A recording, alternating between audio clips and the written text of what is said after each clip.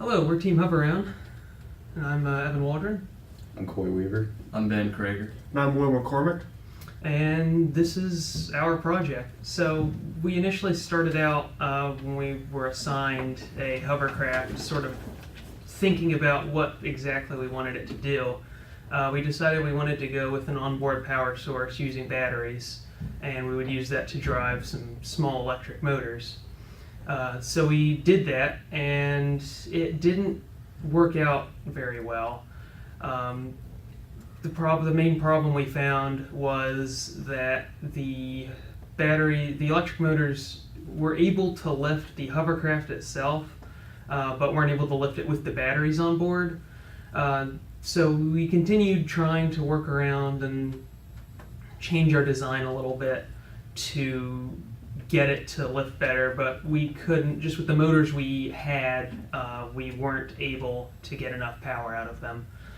So then we decided to switch over to AC power. We ended up using a hair dryer to power the hovercraft, and initially we had it just mounted vertically, and we were thinking about either installing one of the DC fans or just cutting a little hole in the back of the skirt to get it to go forward. But what we found is that while it lifted very well, it didn't actually go very well. So what we did to fix that is we mounted the hair dryer horizontally and added a little air scoop that would take half of the air from the hair dryer and push it down into the skirt to lift it, while the other half went straight back and propelled it forwards. So in the end, we ended up with it was a working hovercraft. We just had to carry the power cord behind it to make it go. So this is what our final design ended up looking like.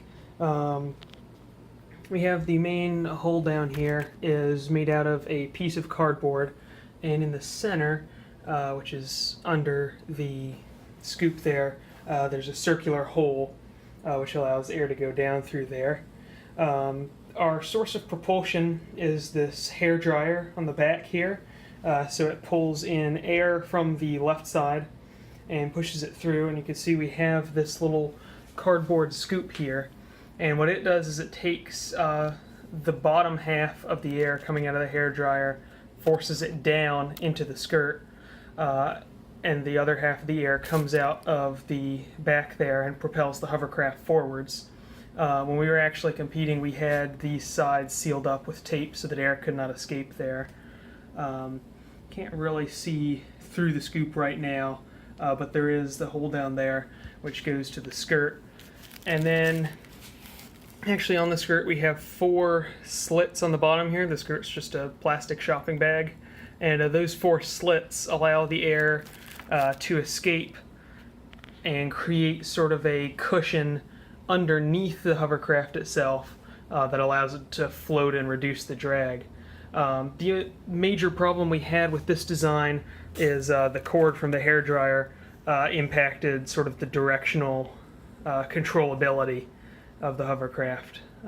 So that was really our only problem we had with this design. So again, we would have liked to have had a DC onboard power design, but this is what we ended up getting, and it worked fairly well at FEDD. We were able to go the entire length of the table at FEDD. There was a couple of steering issues because the cord kind of wanted to drag the hovercraft off to the side. But we did actually finish the course in a pretty good time. It was about 10 or 15 seconds, so Yeah, pretty fast.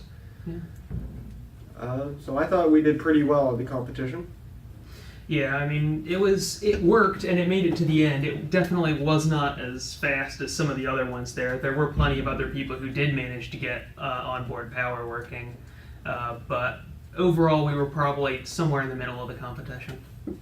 I think that if we did anything differently, the main thing would have been doing more research up front, because we kind of jumped straight into the design aspect. And while there's really nothing wrong with that, we didn't really know what we were working with, because we probably could have chosen better motors, better propellers, and just figured out an overall easier design to lift the weight that we were trying to deal with, especially with those batteries. Because once again, that was the first challenge we found up front, is we had something that could hover, it just couldn't hold its own weight.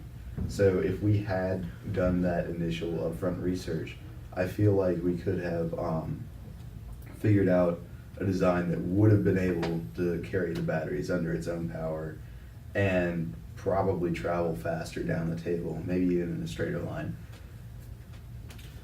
Alright, so there's pretty much 3 words of advice I'd like to give to upcoming freshmen about FED.